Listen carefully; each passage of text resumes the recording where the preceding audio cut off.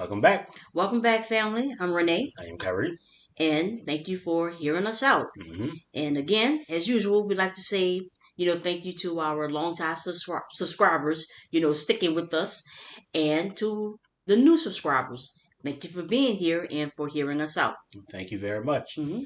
And then over the past few episodes, we have been discussing Dune, Mm-hmm. the book by Frank Herbert, the Space Odyssey. Right? And in our last episode, we ended our discussion of the first part of Dune, Mm-hmm. which is called Doing, Dune. right? And at that, I, we, I think we got to the core of at least what I consider to be the issue, Mm-hmm. the core issue of at least from what he's seen, Right. the core issue that he has to face, and the core thing that I think we have to face, and that is jihad, Right. this unending war, which is the language, the one language that humanity knows how to speak. Right. Our universal language, the Mm-hmm. one thing that we have been doing, that we have been, creating from, building from, the one lever, Mm-hmm. the one tool that has pushed us, to this point, Right. of being this, giant, galactic imperium, and I see a lot of that reflected in us, Mm-hmm. in real life Right. outside of the story of Dune, and that we've often talked about, why is it that we always find ourselves back at particular points? Points. Right. Mm-hmm. Why are we still having these conversations? Mm-hmm. What else needs to happen? Mm-hmm. Stuff like that. We always talk about, you know, and I've said many times before that we've lived long enough to see racism go from the problem Mm-hmm. to a problem. Mm-hmm. We've seen how all these things which we think are the issue Right. become, An issue a part of of something something else. larger, Right. Mm-hmm. but we've never Mm-hmm. been able to really put our finger on what that larger thing Mm-hmm. is until, at least for me, until I read Dune, Mm-hmm. because in Dune is where it really pointed that finger at just the human condition in itself, and it's always, not enough. It always seems like a platitude, like, oh, the human condition, Right. all that stuff. It Mm-hmm. doesn't seem, real, or Right. to offer any real solutions or any Mm-hmm. real commentary on what it is that we're facing. But, when you look at you know, how we've built our world, Mm-hmm. how we sustain it, and, how all the things that we do that just feed into this, and how we don't define it as feeding Into. into it. Right.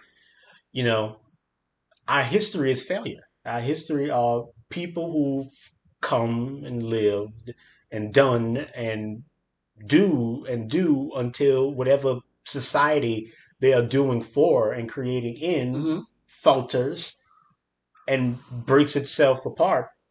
And then its remnants become something else Right. that then the pattern continues Mm-hmm. over and over again. you know and I guess because life in itself is temporary, we see our societies as, well, they live and they die, but we don't, at least like with human beings, death is treated as something you want to avoid, I guess, in some instances. I mean, none of us want to die, we Right. kind of accept it, Right. And we know right? that's just a part of And the. a part of life, Right. but for the things that we create, Mm-hmm. they don't have to break apart. Mm-hmm. They don't have to. We can create something, Mm-hmm. that actually works and that lasts for all of us, right? But we don't see that. We, Mm-hmm. we look at all the empires of old and think of the glory and the heights that we reach and all of the monuments, and it's like, but these are ruins. Mm-hmm. These people failed. They could not build something that worked, Mm-hmm. that lasts, you know, and it always takes the same shape Mm-hmm. every single time. Mm-hmm. Even here in this giant galactic imperium, that's what he's seeing now. Right. is that it's falling. It is going to fall. And now, because of Paul's sight, because of his, power, it's going to, he is the cause. Mm-hmm. His omniscience, his omnipresence has made him everyone. Mm-hmm. He sees everything. He becomes the fulcrum in which the whole of the human galaxy turns. The sentient, living, conscious galaxy moves around him, and it is falling. He sees that, but now it is falling because of his choices, Mm-hmm. since he is us. Right. It is falling because of what he is going to do. Mm-hmm. Now he has to choose what that looks like, what that means, you know. And if the first book, Mm-hmm. the first part of Dune, was about attaining and understanding, Mm-hmm. And that recognition. yeah, and your recognition, Mm-hmm. your perceptual basis, Mm-hmm. because all of these powers, quote unquote, that the Bene Gesserit have and that Paul have Mm-hmm. are perceptual abilities. Yes. It's Right. all about perceiving your reality and being able to control what it is that you're seeing. Mm-hmm. You know, but so if the first part was about getting that, getting that perceptual basis, understanding what it is that you have, then the second book, which is called Muad'Dib, which, if you recall, in the end of the at the last chapter of the first part, Mm-hmm. it said that's what they were calling him. Oh, They were right. calling I him mean, more Muad'Dib. dip. Right. He appoints the way. But in this part of the book is where Paul finally begins to build on that, and you know, you see, you see his, I would call it revolution, Mm-hmm. right? Because he is a they think he's dead. Right. He's out in the desert, Mm-hmm. trying, yeah, and now he's this the renegade duke, trying to, reclaim, trying to control, trying to, get everything down. Mm-hmm. So it is something of a revolution, you know. There's a huge shift changing. I mean, this whole shift coming, and now you see him, you see what that begins to take form. He's Mm-hmm. starting to build his jihad in a sense. So yeah, and when we first, get into More dip. Muad'Dib, Mm-hmm. second part, they are still out in the desert. They're, running for their lives, and they get picked up by Duncan Idaho. Duncan Idaho comes back. Mm-hmm. He comes back and he picks them up and he takes them. And he's also with Liet Keynes. Duncan. Duncan's also with Liet Keynes, and now Paul, who is the Duke of Arrakis, Mm-hmm. you know, uh, now he gets to talk with Liet and tries to buy his favor because he knows that he needs the Freeman. Mm-hmm. His father talked about desert power, Right. and he's no fool. He knows that the Freemen control this planet Mm-hmm. and that the Freemen have desert power, are desert power. So now he's trying to get him some Right. because he knows that he's going to need it Right. for what's coming next. Mm-hmm. All right. So, in this particular chapter, this discussion begins, and you begin to see how I'm just gonna start here. Right. So let me get to it right here. All right. We're most grateful for your help, Dr. Keynes, Jessica said. We'll see, Keynes said. He nodded to one of his men. Spice coffee in my quarters, Shamir. At once, Liet, the man said. Keynes indicated an arched opening in the side wall of the chamber. If you please. Jessica allowed herself a regal nod before accepting. She saw Paul give a hand signal to Idaho, telling him to mount guard here. The passage, 2 paces deep, opened through a heavy door into a square office lighted by golden glow globes. Jessica passed her hand across the door as she entered, was startled to identify Plastille. Paul stepped 3 paces into the room, dropped his pack to the floor. He heard the door close behind him, studied the place, about 8 meters to a side, walls of natural rock, curry colored, broken by metal filing cabinets. Oh, excuse me. By metal filing cabinets on their right, a low desk with milk glass top shot full of yellow bubbles occupied the room's center. 4 suspensor chairs ringed the desk. Kynes moved around Paul, held a chair for Jessica. She sat down, noting the way her son examined the room. Paul remained standing for another eye blink. A faint anomaly in the room's air current told him there was a secret exit to their right behind the filing cabinets. Will you sit down, Paul Atreides? Keynes asked. How carefully he avoids my title, Paul thought. But he accepted the chair, remained silent while Keynes sat down. You sense that Arrakis could be a paradise, Keynes said. Yet, as you see, the Imperium sends here only its trained hatchetmen, its seekers after the spice. Paul held up his thumb with his ducal signet. Do you see this ring? Yes. Do you know its significance? Jessica turned sharply to stare at her son. Your father lies dead in the ruins of Arrakeen, Keynes said. You are technically the Duke. I'm a soldier of the Imperium, Paul said. Technically, I'm a hatchet man. Keen's face darkened. Mm-hmm. Even with the Emperor Sardaukar standing over your father's body? The Sardaukar are one thing. The legal source of my authority is another, Paul said. Arrakis has its own way of determining who wears the mantle of authority, Keen said. I just love this interplay between them. And Jessica, turning back to look at him, thought, there's steel in this man that no one has taken the temper out of, and we've need of steel. Paul's doing a dangerous thing. So the danger that Jessica is sensing is her son is trying to I would say, what would you say, dig out a position above the Liet. He's trying to remind the Liet of his authority. Mm-hmm. He's trying to show that he is a man to be followed, that he is a leader here on Arrakis. You know, and if you can recall earlier in the first book, that Liet Keynes is kind of obsessed with being able to terraform Arrakis. Right. Arrakis is a giant desert, this giant desert planet, that is not very hospitable to the people who live on it. And he wants to be able to terraform it.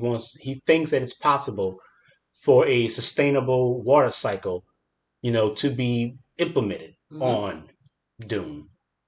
But a lot of the people don't believe him, but his father, the Duke Leto, Paul's father, was very adamant that, it be tried because he knew that that was the way in.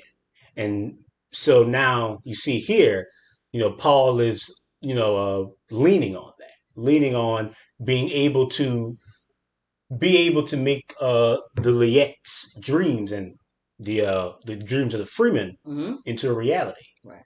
He's out. He knows that with him he can with the resources at his disposal, he can play a very big part in creating a habitable planet for people here. But the Liet is not very.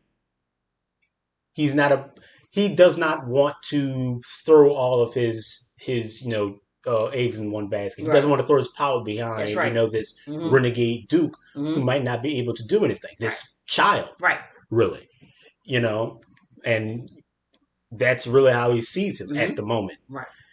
So Paul has to break that. Paul has to show that he can do that he can be what these people are looking for. And Jessica understands that it is a very, very tenuous game that he is playing here, because if he does not play his words right, does not play his cards right, they could be dead in the water before they ever begin. Right. So Paul said, the Sardaukar on Arrakis are a measure of how much our beloved emperor feared my father. Now I will give the Padishah emperor reason to fear the lad. King said, there are things you will address me as sire or my lord, Paul said. Gently, Jessica thought. King stared at Paul, and Jessica noted the glint of admiration in the planetologist's face, the touch of humor there. Sire, King said, I am an embarrassment to the emperor, Paul said. I am an embarrassment to all who would divide Ericus as his spoil. As I live, I shall continue to be such an embarrassment that I stick in their throats and choke them to death. Words, King said. Paul stared at him. Presently, Paul said, you have a legend of the Liaison El Gaib here, the voice from the outer world, the one who will lead the freemen to paradise. Your men have superstition, King said. Perhaps, Paul agreed. Yet perhaps not. Superstitions sometimes have strange roots and stranger branchings. You have a plan, King said. This much is obvious, sire. Could your freemen provide me with proof positive that the Suduakar are here in Harkoni uniform? Quite likely. The Emperor will put a Harkonnen back in power here, Paul said. Perhaps even Beast Raban. Let him. Once he has involved himself beyond escaping his guilt, let the Emperor face the possibility of a bill of particulars laid before the Landsrod. Let him answer that, where Paul, Jessica said. Granted that the Landsrod High Council accepts your case, King said. There could be only one outcome. General warfare between the Imperium and the great houses. Chaos, Jessica said. I'd say madness. Yeah. You know. But I'd present my case to the Emperor, Paul said, and give him an alternative to chaos. Jessica spoke in a dry tone. Blackmail? One of the tools of statecraft, as you said yourself, Paul said, and Jessica heard the bitterness in his voice. The Emperor has no sons, only daughters. You'd aim for the throne, Jessica asked. The Emperor would not risk having the Imperium shattered by total war, Paul said. Planets blasted, disorder everywhere. He'll not risk that. This is a desperate gamble you propose, King said. What do the great houses of the Landsrod fear most? Paul asked. They fear most what is happening here right now in Arrakis. The Sarduic are picking them off one by one. That's why there is a Landsrod. This is the glue of the Great Convention. Only in union do they match the Imperial forces. But there, this is what they fear, Paul said. Arrakis will become a rallying cry. Each of them will see themselves in my father, cut out of the herd and killed. King spoke to Jessica. Would his plan work? I'm no Mentat, Jessica said, but you are Bene Gesserit. She shot a probing stare at him, said, his plan has good points and bad points, as any plan would at this stage. A plan depends as much upon execution as it does upon concept. Law is the ultimate science, Paul quoted. Thus it reads above the Emperor's door. I propose to show him law.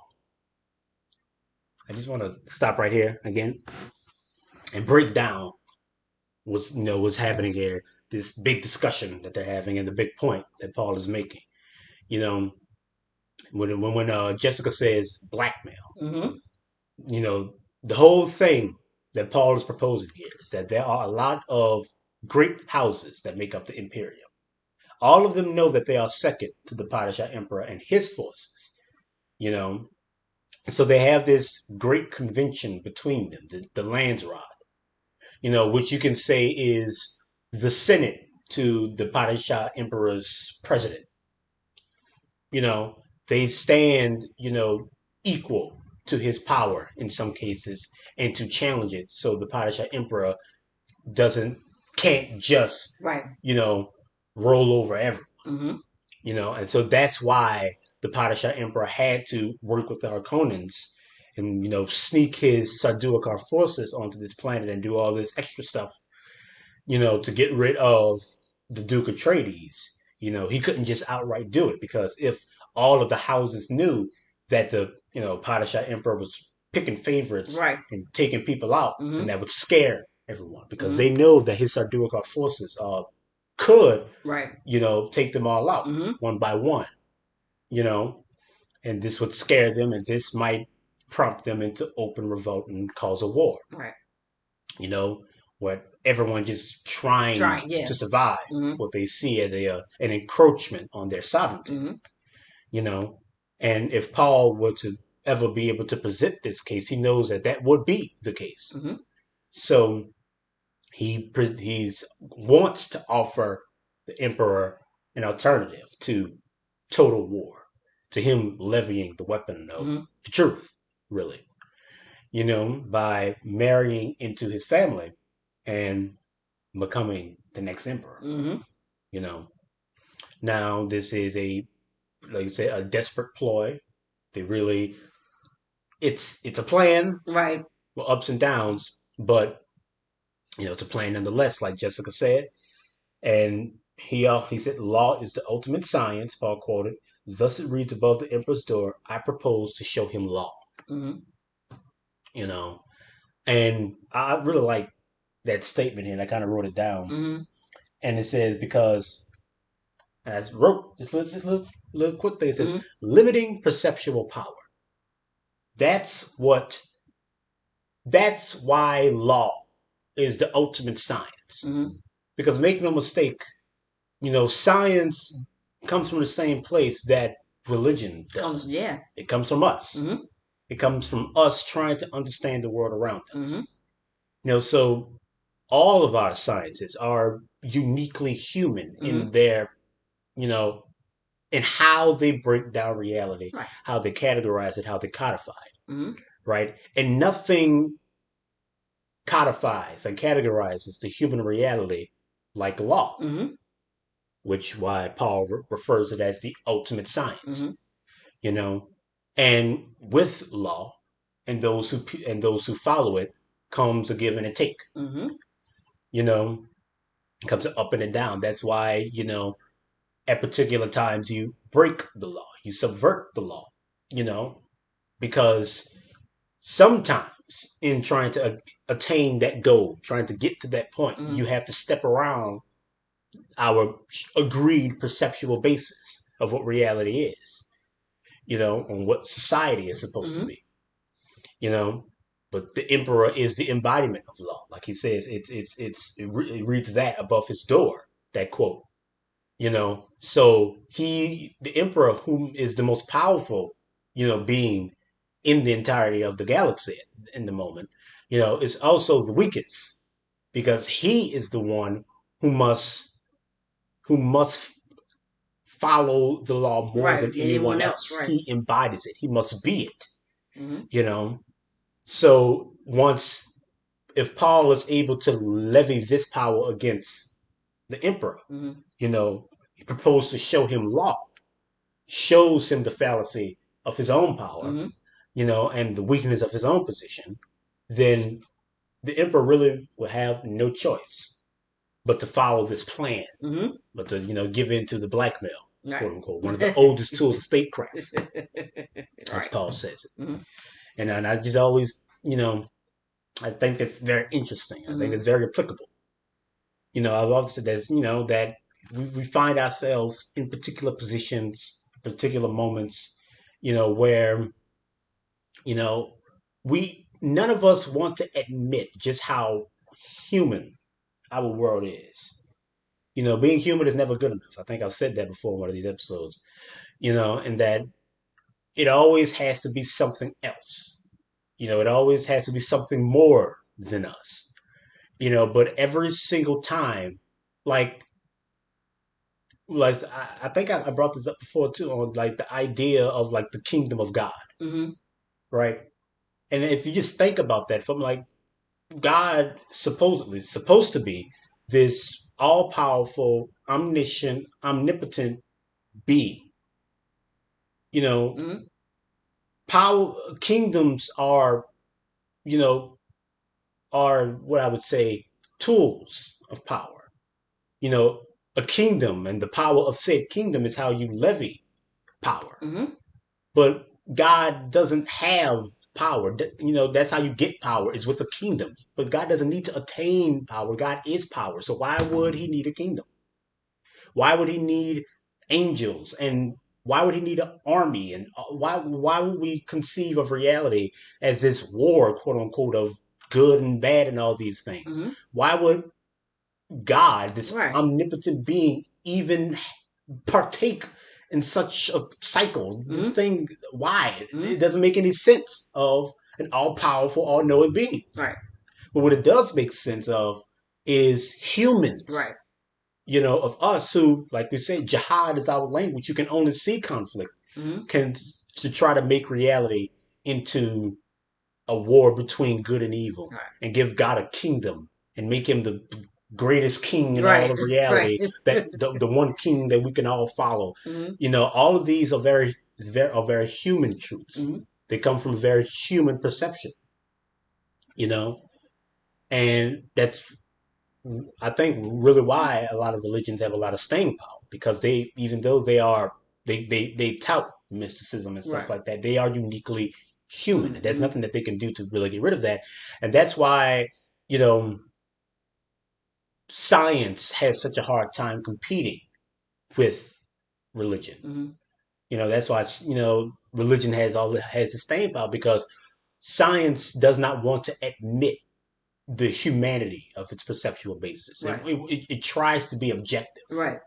that it is this objective measure, of reality, and that all they are doing are saying what they're Right. seeing, Same. Right. writing down and theorizing about the things that they are seeing, and that's not human. That they Mm-hmm. are that the laws that they're seeing of reality Mm-hmm. and the interplay of these forces is not something that they're creating, but they're merely observing. Mm-hmm. You know, but observation is an act of creation, especially when you are observing things as a human and you Mm-hmm. can only see things a particular way. Right. There are limits to how we see and how we can describe and how we've limited ourselves, if not by law, then by conflict. Right. There's only so much we can see of our world. We know that we are limited, Mm-hmm. just like physically limited in our interactions with reality. So science can only approximate at these things. That's the best that a human can possibly do is Mm-hmm. approximate at the true nature of reality, right? Yet science does not want to admit that.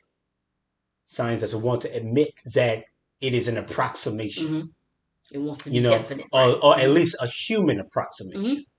Every scientist knows that, our theory of reality, the theory of reality, is a theory, Mm-hmm. and that it's only held true because this theory makes everything make sense. But there are still parts of it that don't make sense. Mm-hmm. But it's the best theory we have. Mm-hmm. So we're going to keep searching and keep looking until we come up with something else that better codifies and parses out everything we know about reality. Mm-hmm. We all know that, but we don't see that as a human pursuit. Mm-hmm.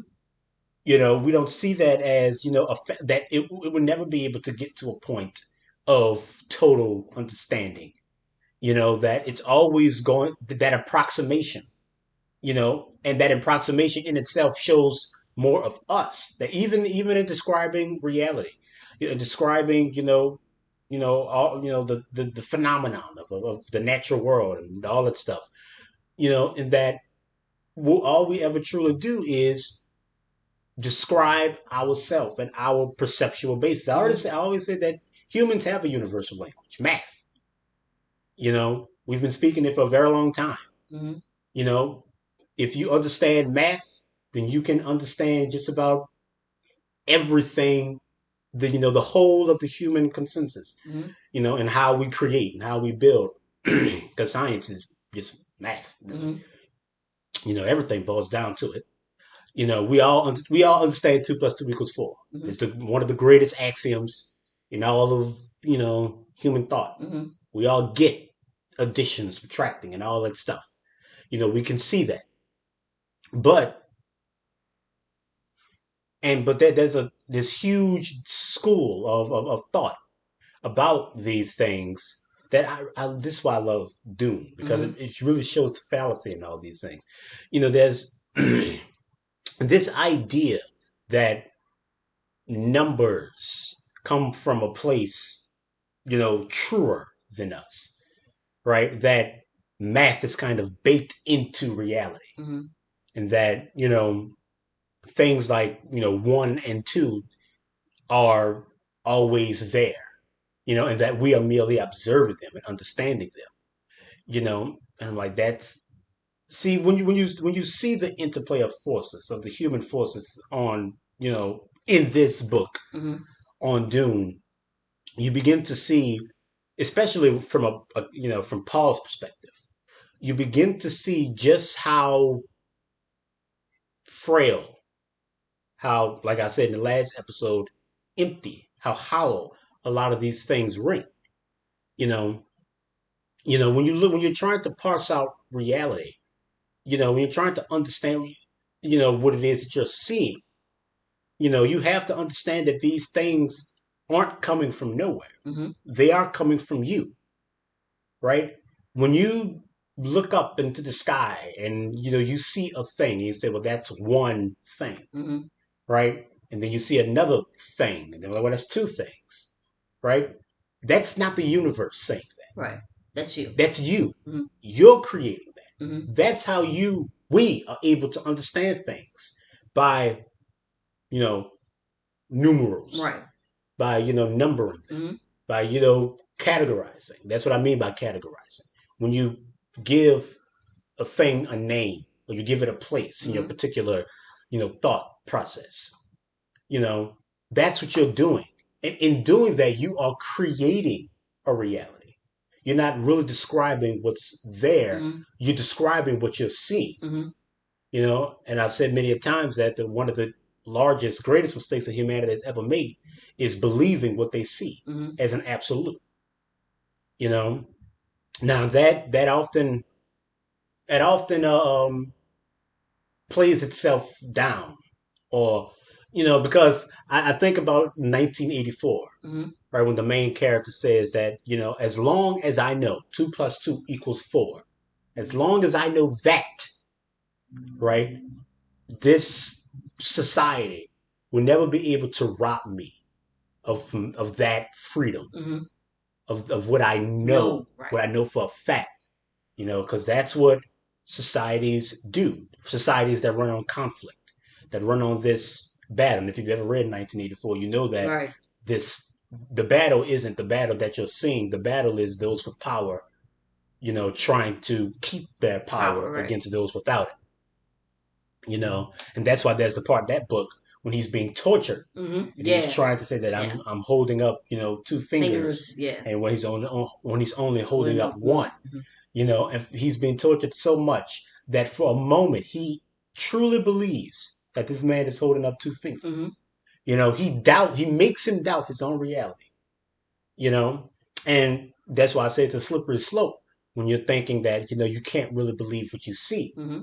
right? Because then if you have no definite basis to create from, to act from, then it can all be it can be made into whatever you want it to be, Mm-hmm.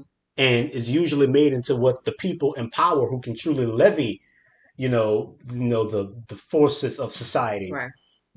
to create a world that allows them to continue to exist as it is. So if I can't truly say that that is an injustice, that is that is wrong. If I can't say that from any objective measure, if I can't say 2 + 2 = 4 from any objective place, then how can I begin to you know resist and rebel and create something new and try to stop what I see as wrong? You know, and like I've always said, we always need for there to be something more than us. We need for there to be some objective measure. There's nothing wrong with feeling like there's something wrong, Wrong. Mm-hmm. right? It doesn't mean that it's objectively true. Mm-hmm. There's no objective right and wrong. That doesn't exist, right? We want for there to be, because we desperately want, for the human reality to be the reality, Mm-hmm. because it's the one that we know the best. Best. Right. But that's where the dissonance comes. Like I Mm-hmm. said, we live in a world that won't be what we want it to be. We live in a universe that just will not, that just defies Mm-hmm. all logic, you know, and it makes us falter, right? So we try our best to constrain reality down to Mm-hmm. our human reality. But reality, the true reality, is not human. It is what it is, you know. But there's nothing wrong with taking power from the subjective. You know, I feel like society isn't working. I feel like there's something wrong. Mm-hmm. I don't think things should be this way. Mm-hmm. I think that you know, it should be something else. You know, I'm not comfortable with this, and I don't truly believe that you're comfortable with this. I think the only people who are comfortable, quote unquote, are the people who truly benefit from it. Mm-hmm. And I think their comfort is up up for debate because they're trying to leave. They're trying to go to Mars. They're trying to do all this stuff. Mm-hmm. You're not really comfortable either. Mm-hmm. Everyone's lying, as far as I'm concerned. Right. And there is no objective measure for that. And I know that. I cannot say in any objective sense that there is something wrong with this world. Not from a not I cannot speak about this scientifically Mm-hmm. because science, has this fallacy in its logic in trying to be objective. Right? There is no objective place for me to say this from. I'm Mm-hmm. not God. I cannot say this for any objective absolute knowledge. I can only speak from the human perceptual Mm-hmm. basis, right? But if we agree, and this is where the contradiction comes Right. if we agree on what that human perceptual basis is, on what our perceptual power Mm-hmm. is, right? There is no objective Right. mark for what right and wrong is. Right. But there is The a human one. mark. And if we agree to And if that, we right. agree on what that is, then that becomes an absolute. Mm-hmm. Like I said, absolutes only exist in us on a case by case basis. Mm-hmm. That becomes absolute. So, yes, 2 plus 2 equals 4. Mm-hmm. Not in God's reality, Right. but in our reality, Right. in what we say. Mm-hmm. There is a wrong and right in what we say. say. Mm-hmm. In what we say and how we say you ought to treat another human being Mm-hmm. and how we're supposed to live together. There is a right and wrong in that. And that's where we ought to build, not from anything objective, Mm-hmm. not from anything outside of us, but from within. Mm-hmm. Because that's where the definition lies. Right. That's where the concrete lies, and us agreeing in what it means to be human and what it means to live together. But the big problem is that we can't even agree on that. Correct. Or right. a bigger thing is that we have agreed, Mm-hmm. and this is what we've agreed to. Right. That those with can do what they do Mm-hmm. to those without. That's right. That those without need to try to get to those people with, need Mm-hmm. to try to become right. a people with. Mm-hmm. And this whole loop, right. this whole cycle, right. this is what we've agreed to. Mm-hmm. And it leaves us wanting. And I can say that from an objective place, mm-hmm. speaking from an objective human truth, mm-hmm. from our consensus. Right. Right? Because we all say we want to live together. We all speak to brotherhood and peace and all these things. But here we are. Right. Right? And that's if I can bring it all back here right. to Dune, and that's what he's talking about here. Right. Law is the ultimate science. Mm-hmm. Law is the ultimate conjecture. It is the ultimate perceptual mistake. Right. In us trying to create something objectively outside of us. Mm-hmm. Right? Because our laws always have, this is why people always look to the Constitution and they say, the founding fathers, and you got all these federalists and purists who don't like, that the Constitution has changed and that things have changed outside mm-hmm. of, what the founding fathers said. Mm-hmm. It's like the founding fathers lived, centuries ago. Right. Like things change, people right. change. That's one of the biggest problems with, a lot of religions as a whole. Things change. Right. People change. Right. The Constitution, much like the Bible and the Quran mm-hmm. and the Torah, they don't change with time. Right. They carry a time. Right. The Bible is a codification of a particular era in mm-hmm. human thought. And everyone who believes in that believes that era mm-hmm. and those moral lessons from that time, in that time, is where humans ought to be mm-hmm. on a perceptual basis. Right. Right? That's why we all look at it to be definite. Mm-hmm. That's why, I say that, you're disqualified. Mm-hmm. Because you limit the whole of the human reality to something that was written down thousands of years ago mm-hmm. from truths that were just existed thousands of years before that. Mm-hmm. These are old thoughts. And we always say, why do we end up back here? Why? Well, this why. This is why, right. because we cannot move Mm-hmm. our minds, the things that we use, Mm-hmm. to as benchmarks of our society, aren't supposed to change. The Bible hasn't changed since forever. Mm-hmm. If it does change, It's changed like pronouns it's and no, oh yeah, different it's little like, things like oh, that, the right? book of Jacob was actually written by Matthew, but it's all Right. the same Same thing. thing, right? These things don't Right. change.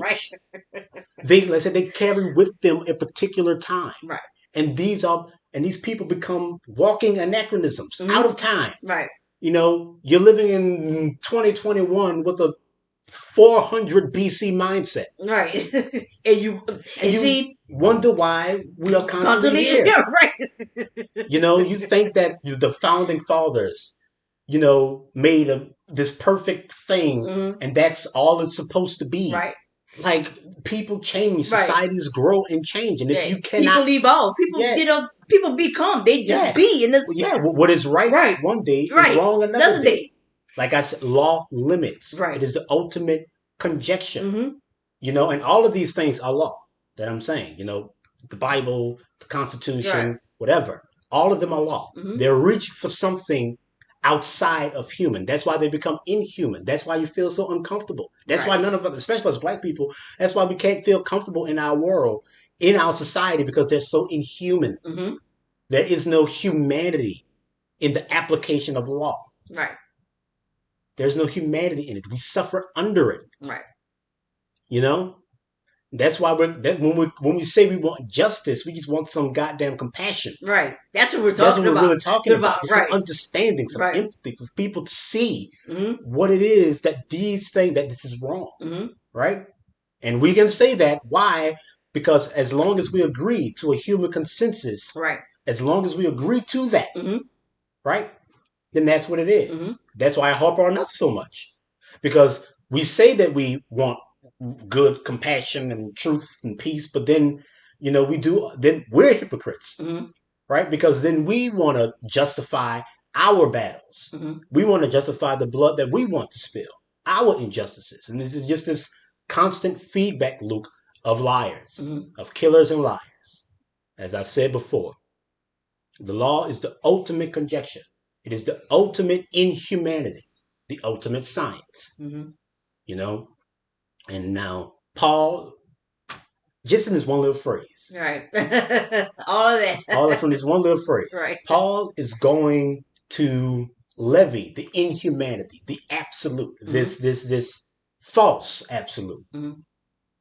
you know, false prophet, if you would.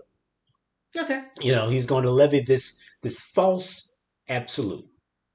Well, I would say, I say false, but there's, like I said, there is no true Right. absolute Right. other than the human. Human one. Right. And I would say, if your laws lack humanity, then that makes them false. Mm-hmm. All right. So just to understand what I'm saying here, Mm-hmm. he's going to levy the power of law, the thing that the Padishah emperor embodies, to unmake him and to create something else. Mm-hmm. But like I said, don't be fooled. One way or another, Right. jihad is coming, because our society as a whole is inhuman. Right. How we Treat each other, Right. how we create, mm-hmm. how we destroy, all of these things are uniquely inhuman.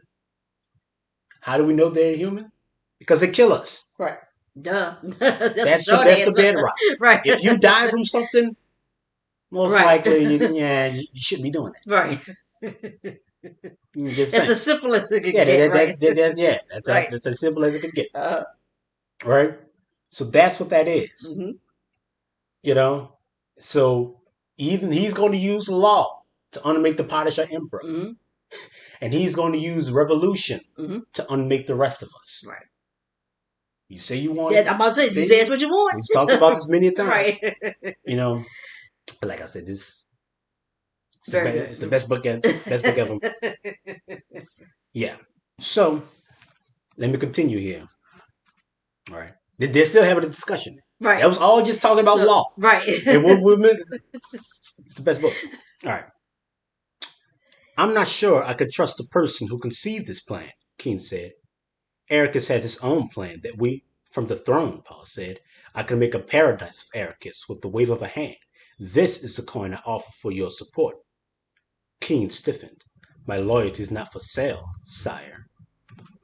Paul stared across the desk at him, meeting the cold glare of. Excuse me. Paul stared across the desk at him, meeting the cold glare of those blue within blue eyes, studying the bearded face, the commanding appearance. A harsh smile touched Paul's lips, and he said, well spoken. I apologize. Keynes met Paul's stare, presently said, no Harkonnen ever admitted error. Perhaps you're not like them, Atreides. It could be a fault in their education, Paul said. You say you're not for sale, but I believe after coin you'll accept. For your loyalty, I offer my loyalty to you. Totally. My son has the Atreides sincerity, Jessica thought. He has that tremendous, almost naive honor. And what a powerful force that truly is. She saw that Paul's words had shaken Keynes. This is nonsense, Keynes said. You're just a boy, and I'm the Duke, Paul said. I'm an Atreides. No Atreides has ever broken such a bond. Keynes swallowed. When I say totally, Paul said, I mean without reservation. I would give my life for you. Sire, Keynes said, and the word was torn from him. But Jessica saw that he was not now speaking to a boy of 15, but to a man, to a superior. Now Keynes meant that word. In this moment he'd give his life for Paul, she thought. How did the Atreides accomplish this thing so quickly, so easily? Just want to stop there. All right. But yeah, Paul has won Right. his first victory in getting Right. Keynes to recognize him as the Duke, Right. as someone to follow, just by pledging his loyalty, by saying that I'm That's not right. here to use you as a tool. Right. I'm here to become a part of you. Right. I'm here to become what you need. Mm-hmm. Totally. Absolutely. Right. I will give of myself to you and yours, to the Mm-hmm. Freeman people and to the Freeman cause. Right. Absolutely. If you give yourself unto me, That's just right. the same. Yep. And to No hear shots that, fired. and to hear Keynes, Keynes Yeah. hears that and it's like, this is the culmination. Mm-hmm. This is this could be everything that they've been hoping for. Right. And like I said, the word is torn from him. Mm-hmm. Sire. Right. He meant it that time. You know. And I'm like, see, but yeah. yeah. And that's why I've talked before about how we should replace all wars Right, we're writing with debates. Yeah, with debates of writing essays. Yeah, that's right. if you want to get a bank loan, you got to write an essay. Right.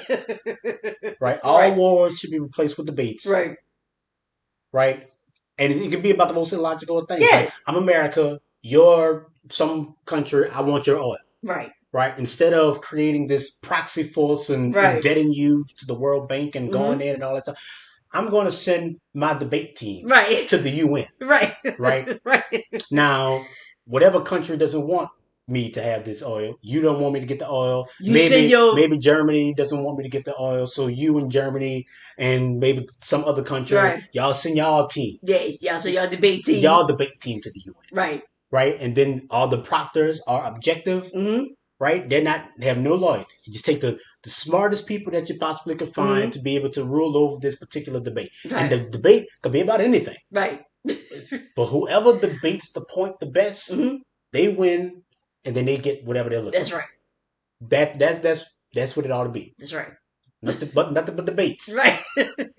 Right. We'll crush you. Yep.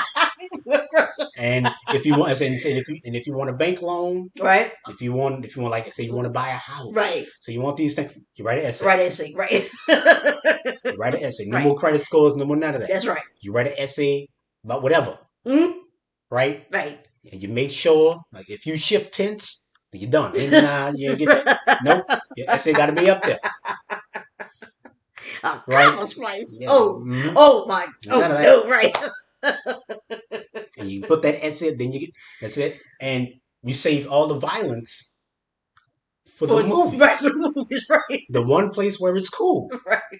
Like in real life, see, John Wick can't exist in real life. Right. No. Because it's real people. Right. And no, there's no bad guy. Right. All these people who's like who was that movie they watched? What's the with Charles Bronson? Pick one. I mean, Charles Bronson. The one. Well, What? Charles Bronson, what do you know when he got that The big old Death gun? Wish? Death Wish, yeah. That's what I'm saying. Because when Death Wish came out, everybody Oh wanted yeah, that gun. yeah. And, then, and the company that produced those guns always said the orders for that particular gun Right, always went up right. when another Death Wish movie came out. Came out. Right?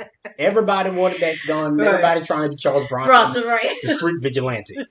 Right? But this is real life. Right. Right? Right. People are complicated. There Mm-hmm. are no bad guys, no Mm-hmm. truly bad Mm-hmm. guys. It's all just subjective. Mm-hmm. Right? Yeah, so write that essay. So yeah. Get your So debate team together, right? you can't just go around shooting people in real life. Right. And it's not cool anyway. Right. Violence in real life is mundane. Mm-hmm. And that's what makes it so terrible. Right. Is that it's short, it's sporadic, and it's mundane Mm-hmm. and it's commonplace. And you just look at it and it's just there, and it's not. It's jarring. It's Mm-hmm. scarring. Right. Traumatizing. It's traumatizing. Right. All those things. But when John Wick shoots people, Right. that's cool. So you know what? If you want to shoot people, make a movie. Mm-hmm. Make a movie. Right. Right. You want to beat up people? Go to UFC. Right. Go become a professional wrestler. Go do that. Right. We got avenues. Yeah, that. we have avenues for all of that. That's Go right. become a boxer. Mm-hmm. Do it there. Right. All conflicts now shall be won with words. Right. With essays and Words. well thought out. Yep. With well thought out arguments. All that stuff. Right. That's how we're gonna. That's just what I think. Right. And because when we do, if we ever get there, see, we're gonna get more pause. We're gonna get more moments like this. Right. When you just speak to a person, Mm-hmm. someone on the other side of the table, literally on the other side of the table, and through careful wordplay Mm-hmm. and being able to truly convey your intentions and ideas to another human being, Mm-hmm. Without all that other stuff. Right. Just talking with someone. Like you said, you win the battle without ever firing a shot. Mm-hmm. You get the freeman on your side, not without breaking them. Right. You didn't have to kill anybody and all that stuff. You just spoke with another person. Mm-hmm. You get moments like this. Mm-hmm. That's the true battle, the true human arena of thought. That's just what I think it ought to be. Mm-hmm. Some people may think differently, but Yeah, some people obviously, are wrong. right. So Right. So yeah, that was that part. Now we've talked a lot about the Baron, right? He's been mentioned. We've heard a lot about the Harkonnens, Oh God, about the enemy that they're facing and all this stuff, but we have never really heard, the head of House Harkonnen, Baron Vladimir Harkonnen. We've always kind of alluded to him, and we've always kind of talked about them, and we talked about how they're just awful, and terrible, and all that stuff. But I think it might be time for us to actually hear from the Baron. Might actually be time for us to hear from him and get to understand exactly why we don't like him. Right. Exactly why Trey won't go away. The enemy. Enemy. Okay, all right. Right. So this is trash. I just let me see. Now we heard in Paul's discussion with Liette about the beast, Rabban Harkonnen, who ruled, who was the head of Arrakis before the Atreides came in and took control. And he was a cruel man, but now he's coming back, and now we're going to see exactly how the Baron is going to be able to play. Because the Baron Vladimir Harkonnen is the head of House Harkonnen. He's the mover and shaker. He's the one, right? And now you're going to see exactly why. All right. Here we go. Let me see. All right. Now I'm just trying to find a good place to start here. Whatever. The Baron could see the path ahead of him. One day a Harkonnen would be emperor. Not himself, and no spawn of his loins, but Harkonnen. Not this Rabban he summoned, of course, but Rabban's younger brother. Young Fade Ruther. There was a sharpness to the boy that the Baron enjoyed, a ferocity. A lovely boy, the Baron thought. A year or two more, say, By the time he's 17, I'll know for certain whether he's the tool the House Harkonnen requires to gain the throne. My Lord Baron, the man who stood outside the door-field of the Baron's bedchamber was low-built, gross of face and body, with the Harkonnen paternal lines, narrow-set eyes, and bulge of shoulders. There was yet some rigidity in his fat, but it was obvious to the eye that he'd come one day to the portable expenses of carrying his Aztec's weight.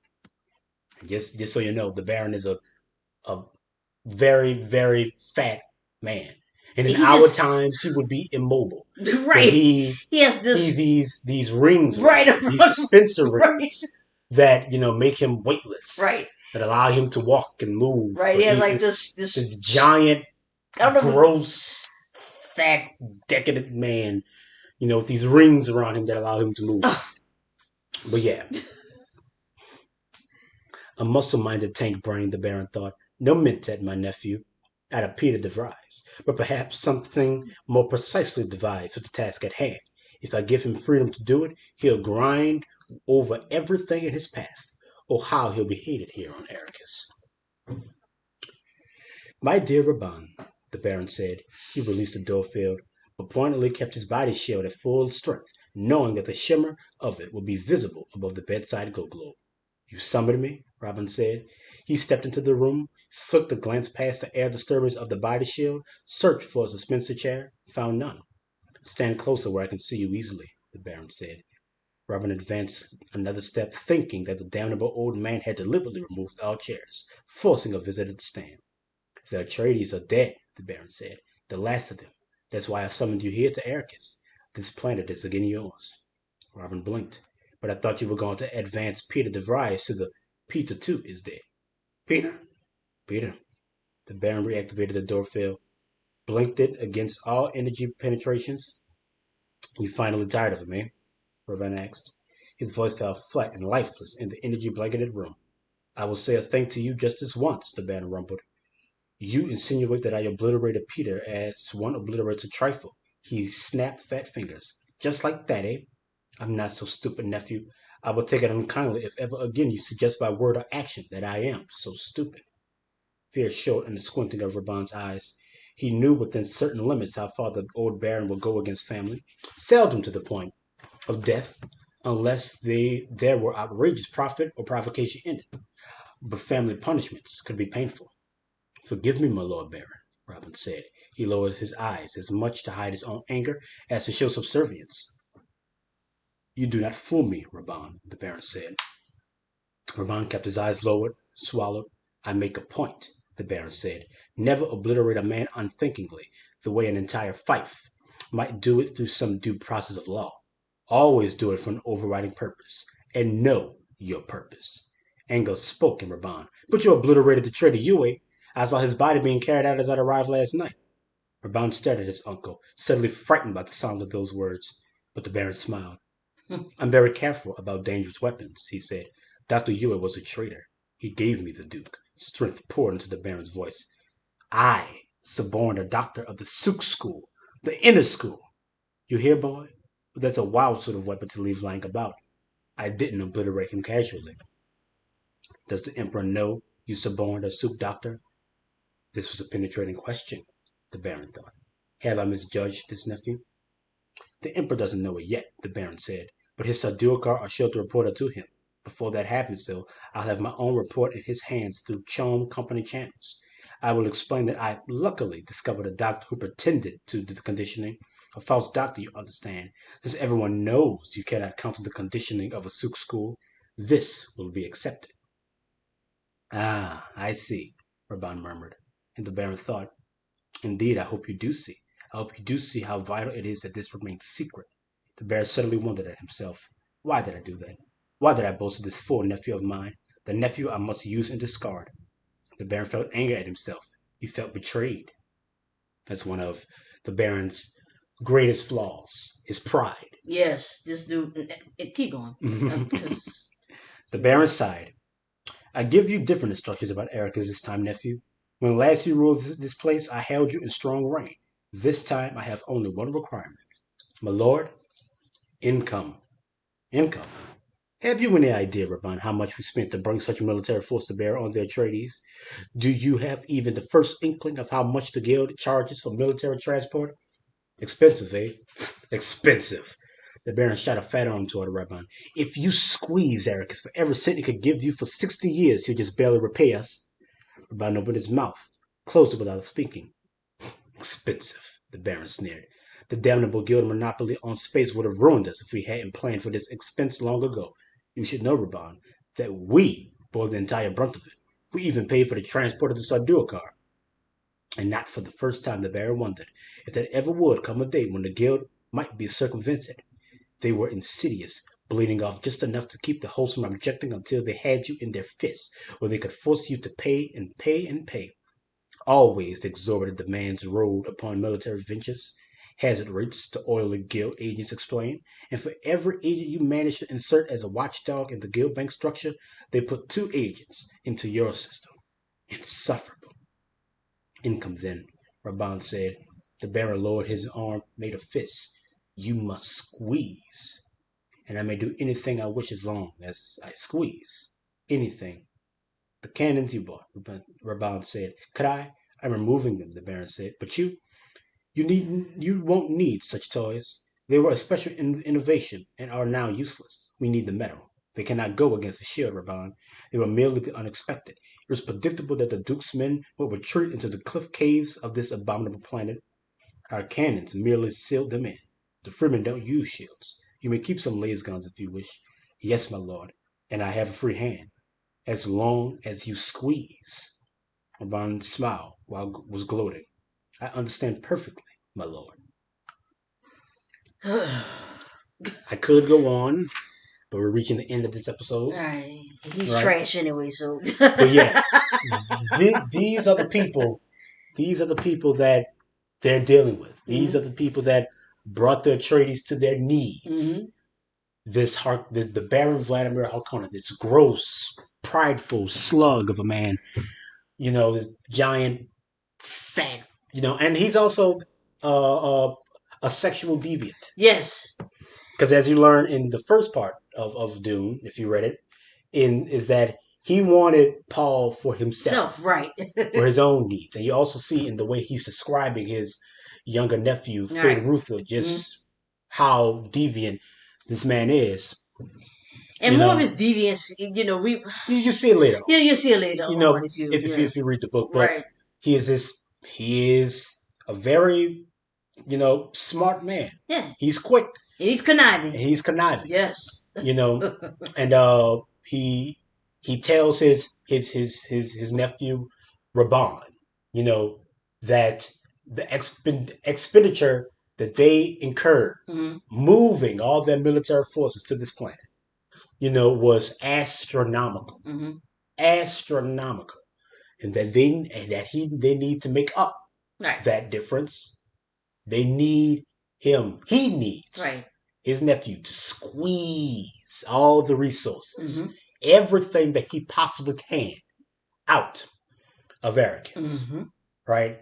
He's unleashing, his nephew onto this planet, knowing the death that he's going to cause. That's right. Because what he really wants is for his nephew to be hated. Right. So when he brings in Fade Ruther into this planet, he'll be embraced. Right. As the what you call it, the warrior poet, the prophet king, who's going to come and free these, the poor downtrodden people of Dune from the beast rabbit, right? It's all the overlay for the under. Right, and he's manipulating his nephew, and you see the fear that his nephew has, even just talking with him, just wanting to choose his words very wisely, because he knows that the old Baron is not to be messed with, is not to be threatened, So these are the people that they are fighting against, and I think it was it's good for us to know, for us to see that, right? So, in conclusion, right, we talked about a lot of things today, right? Mainly, we saw the discussion between the Liet Keens and Paul, and Paul trying to win their favor. And in that discussion, we talked a lot about the fallacy of the human, logic and Right. our want for these absolutes, and you know how mistaken we are in trying to find them. Mm-hmm. That we can't find them. That we can only create them, Right. and they are only as strong as we make them. I've said that many a Sounds times. right. We talked You about that know, extensively. Yeah. so absolutes only exist in the human condition, Condition. Right. and that as long as we agree on what that means, we can create something worthwhile. Mm-hmm. As long as we know that what we create must move and shift and change with us, must move with the times. Mm-hmm. Our laws must be human. Our Right. sciences must be human. As long as science does not have that, as long as our faiths do not have these Right. things, they become false. Right. That's what makes them false, the Right. inhumanity of it, Mm-hmm. right? And instead of carrying a time, you move with them, Right. right? So that's where we're going to end our Right. discussion for today. If you have any questions or comments, leave them in the comments. And once again, thank you for hearing us out. Thank you.